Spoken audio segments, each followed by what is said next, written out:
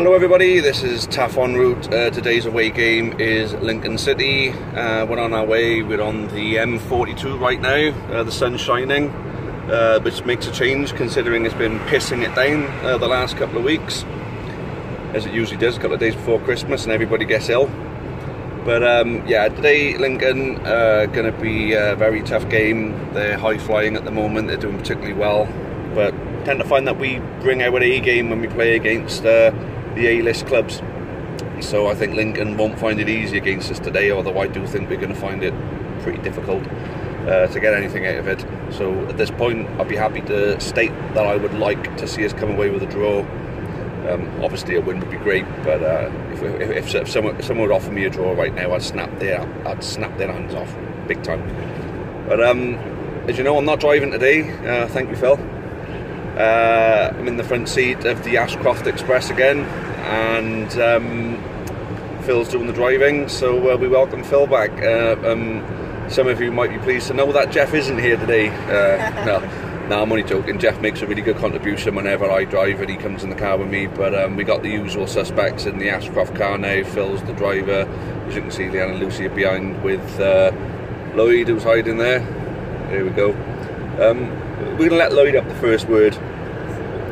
Let's bring it round to Lloyd. What do you reckon, Lloyd? Yeah, I don't know. Depends on what one team we come out with. Our away record's not the best. Well, not at the moment, although we started the season with a good away record though, didn't we? Yeah, like you said, take a draw. I'd take a draw any day. But good. Yeah, it's going to be very, very difficult. That's So, what I'll say. I'm putting the focus on you a little bit now, because I know during our Taff Meets the Fans when we had the rivals, you felt you didn't get the opportunity to talk much, so the camera's on you now for the next 20 minutes, so talk away, my friend. Well, yeah, don't get started on that. Game. Probably one of our worst performances I've ever seen this season. The worst first half. We didn't look good in any way. We brought a second half, and I think we would, you know, unlucky to lose that game in the end, but it doesn't change the fact that we did. Swindon won 60-70% of that game. Yeah. We got destroyed. Against Wrexham at home, I thought the first half I thought we could have done better. We could at least scored one or two. I thought it was a definitely red card by the Wrexham player. Absolutely, it definitely was, wasn't it? Definitely, the studs were up, so for me, that's studs were up, feet off the foot, that's straight red for me. Yeah, I think of course. that's the right decision. I know they tried arguing their case, some Wrexham fans are trying to argue on Twitter and that, but you can't argue with that, that's a blatant red card. Yeah, I 100% agree with a blatant red card. Yeah. The second half, we was like a different side, I thought. Yeah. Bobby Wilmot come on, made a massive difference. I hope he gets a start today. Yeah, on the wing. Then, I think that's where he plays his best. There's a question, and obviously I'll save the question for Phil as well for when we bring the big man in. But I'm thinking of Josh Labardi, and is he going to be fit to start the game yet? Because he's come on as a sub a couple of times. I've seen on Twitter that he apparently said the team is better. I need to be better, he said. So yeah. Whatever that means, I don't know if he means that he needs to be better in terms of his injury, or I think he needs to be better in terms of his performances. I mean, his performances were second to none last year. I think he was our best player last year. Yeah, 100%. Him or Ben White, I thought. Yeah. Last year's our best player. Well, I thought Dan Butler had a good season as well, and he's having a good season as well now, isn't he? Yeah, I think he is. Personally, I think he's more of attacking-minded, defensive-minded. Yeah, but his defending has improved an awful lot from when he first joined the club, though, isn't it? 100%. I think his defending has improved, but for me, his attacking is second to none. Like, he's not afraid to run up with the ball. He's not afraid to cross the ball in. And in fact, his crosses are very good. Yeah. Crossing is excellent, but the one thing I find staggering about, but for a short guy, he's got an amazing leap on him. Definitely. He beats people in the air all the time, doesn't he? Definitely, yeah, he's good in the air also as well, and he's not bad shooting on distance as well, as you've seen against Wrexham. He can ping them, can't he? But yeah, that was a hell of a goal, that was. I mean, I'm going to talk about the Christmas party in a little bit. But then I was talking to Butler and I was telling him that he's the new left peg at the club. I think he's taken that away from Mickey Dimitriou. Yeah. So right then, this is the moment everyone's been waiting for. Of course, let's bring the big man in. Here he is, in all his glory, Mr. Phil Ashcroft, everyone. So yeah, obviously I touched on it with Lloyds about Josh Labardi. Do you think he's ready for a start yet? Again, it's a 50-50 call, but if Wilmot plays like he did against Wrexham in the replay, then you could afford to keep Labardi on the bench and bring him on, an impact player. But as I say, Flynn's got some choices now, and this is where his management comes into place now, where he's been had injuries and all this lot. He's now got to put a team out, and he'll be judged on it. But yeah, I'd like to see Labardi start, but I wouldn't panic if he isn't. So no, I don't think we're panicking if he isn't starting. I mean, at the end of the day, he just may not be physically ready yet. But would you say it's best to keep him from starting until the new year? Oh, definitely. Well, I would consider playing him again for the screen on Boxing Day. It's home.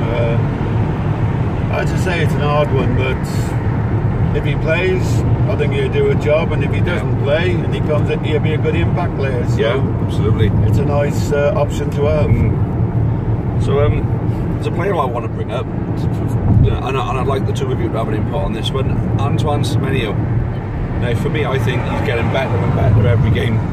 You know, in terms of running at people, you know, being a nuisance. You know, he's got strength, he's got pace, he's got dribbling ability. He can hit a ball as well. Do you think he should be getting a start today? Again, exactly the same as Labardi. Yeah. Impact player to come on when they're getting tired. It's whether Flynn plays three up front. If he plays three up front, which is Ammon, Matt and Semenyo, it's worked. But whether that would work today against, let's be fair, they're a very good side. Without doubt. And whether he'll take a chance and play 4-4-2. I like Semenyo, but again, it's another Labardi. It's a great impact player, but also he's one who can score goals. And let's be honest today, scoring goals today is going to be a lot harder than it has been. It's an hard one, We're coming up against an old foe in John McKinley, because at Barnet he used to score against us all the time.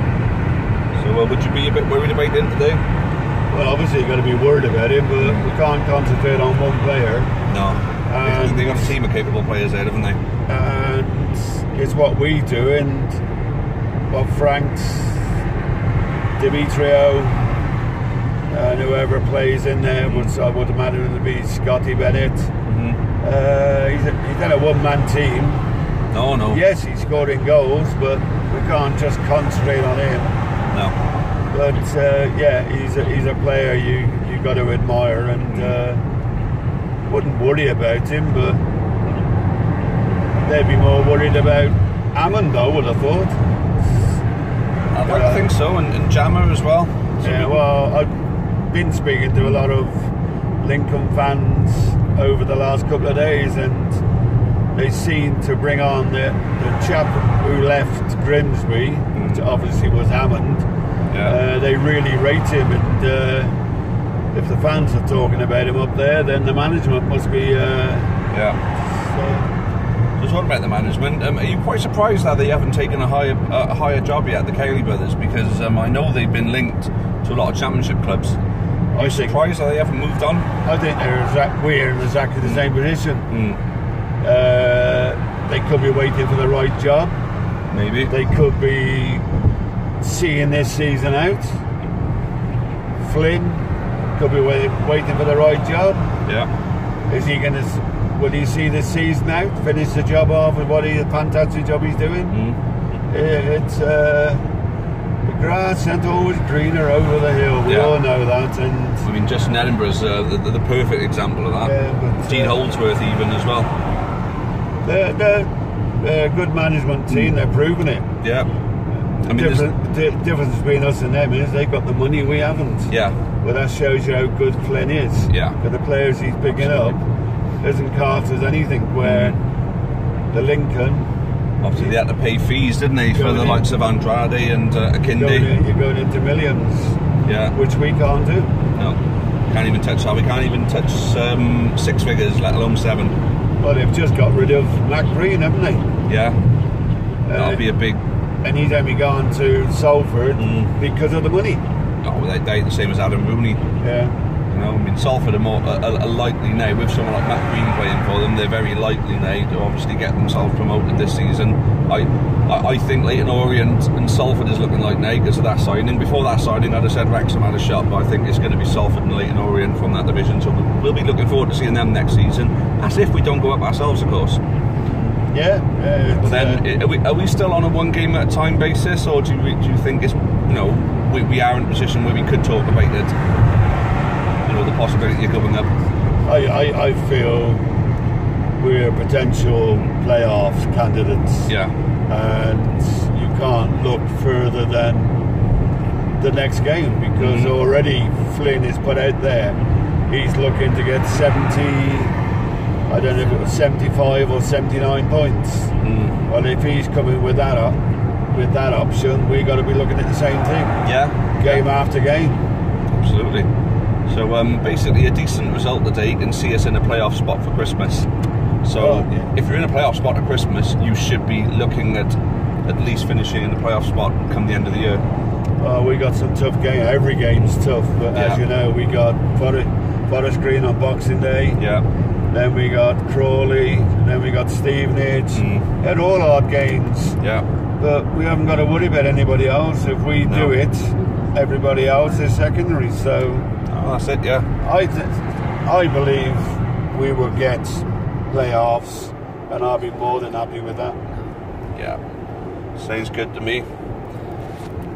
So yeah, you've heard from the guys in the car now. I don't think the girls are up for speaking, so yeah, we'll look at wrapping this one up, guys.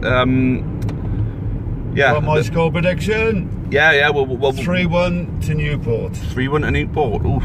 I'm thinking 1-1. Lloyd? 2-1. County. There we go. Optimism within the car. Everyone thinks we're going to come away with something. But I wanted to touch on the Christmas party and how much of a success it was, and the reason why it was such a success for me, because the thing that made our night, everyone in this car, was the fact that the players mingled with the supporters, and we had some really good conversations with them. And the players, fair play to them, they made the effort to come and speak with everybody. They had time for everyone, and I think it's testament to, you know, the kind of people Michael Flynn is bringing to the club. You know, the way the club is being run. We are a family community club now, and it's great to see the players giving back to the community as well. You know, as I mentioned in my blog that I put out the other day, you know, we're giving, you know, the club are giving plenty to the community in Newport. I think it's about time the community in Newport started showing a bit of support. You can always follow both clubs. You know, there's nothing wrong. I don't think your multi-million pound club cares if you show a little bit of love to your local team. You know what I mean? I mean, as long as you're buying your shirt every year, they don't give a shit. So there we go. Anyway, for those of you going to Lincoln, we'll see you up there. For those of you not, have a Merry Christmas, and I'm sure we'll see you on Boxing Day against Forest Green. Thanks for watching. And Merry as always, Christmas, everybody. Anybody else want to fire one in? Merry Christmas. Merry Christmas. Lucy, you're going to be the odd one out. There we go. I never thought I'd ever get Lucy to speak on one of these videos. We've accomplished something today. Brilliant. Right then, thank you all, and as always, cheerio for now, and up the county. Many thanks for watching the latest content on the Amber Army channel. Please make sure you leave us a like, make sure you subscribe for more content, both for the neutral football fan and also plenty of Newport County. Even more Newport County content can be found on the club's iFollow channel on the link above. It is just £4.49 per month to subscribe to that service. And those of you feeling extra generous, can also support us on Patreon on the link at the bottom there.